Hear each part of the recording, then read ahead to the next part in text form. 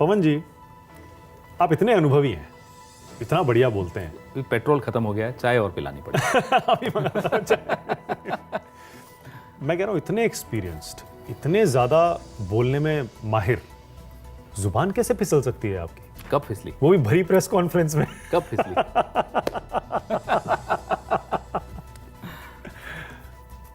बताइए, क्या आप बात करना चाहते हैं उसके बारे में? आप करिए, मुझे क्या दिक्कत है। उस प्रेस कॉन्फ्रेंस में ऐसा क्या हुआ जिसके बाद आप पर एफआईआर हुई, आपकी गिरफ्तारी हो गई? देखिए, हो क्या रहा है कि गौतम अदानी जी के विषय में प्रेस कॉन्फ्रेंसेस कर रहे थे, तो पूरी प्रेस वार्ता में बार बार गौतम अदानी जी का नाम और नरेंद्र मोदी जी का नाम तो साथ में जुड़ा हुआ है ही। गौतम अदानी जी का नाम बिना नरेंद्र मोदी जी का नाम लिए अधूरा है। और नरेंद्र मोदी जी का नाम क्या, उनका करियर, उनकी राजनीति बिना गौतम अदानी का नाम लिए अधूरी है। तो नाम लेते लेते कई बार हो जाता है slip of the tongue. Okay, नहीं आप पर आरोप लगा कि आपने जानबूझ के किया है? स्लिप ऑफ द टंग था, मैंने उसी वक्त बोला कि अरे गलती हो गई, ये है, तो बोला था। तो एफआईआर की कोई जरूरत नहीं थी? राजनीति है, चलने दीजिए। पिछले चुनाव में 4 एफआईआर थी, अभी 4 ऑलरेडी हो गई हैं। अच्छा, इस केस में 4 एफआईआर है। तो एयरपोर्ट पे क्या हुआ था, आप बताना चाहते हैं? आपके सामने हुआ, आप लोगों ने तो पूरा उसको कवर किया।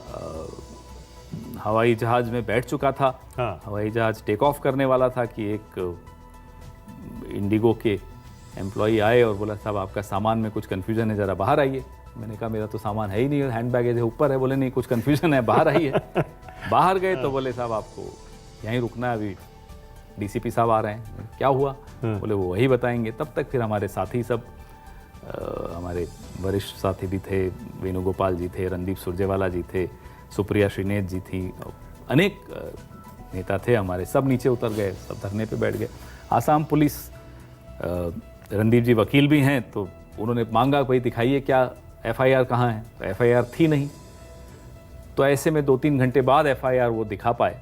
तब तक इन्होंने मुझे अपनी कस्टडी में लिया और फिर सुप्रीम कोर्ट, और बहुत फुर्ती से, बहुत तेजी से काम हुआ और हाथ किया। बिल्कुल, पार्टी ने मेरा पूरा साथ निभाया। तो अभी क्या स्टेटस है? आप उन केसेस को किसी तरह खत्म करना नहीं चाहते हैं? क्योंकि जब आप कह रहे हैं जुबान फिसल गई, तो जाहिर है आप कह सकते हैं जुबान फिसल गई, भैया खत्म। न्यायिक प्रक्रिया है, जितना समय लगता है उतना लगेगा।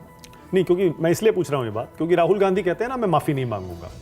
क्या आप भी उसी फिलॉसफी पर चलते हैं? देखिए, इसमें बहुत जेन्युइन था कि जवान फिसली और मैंने बोल दिया है जबान फिसली। ओके।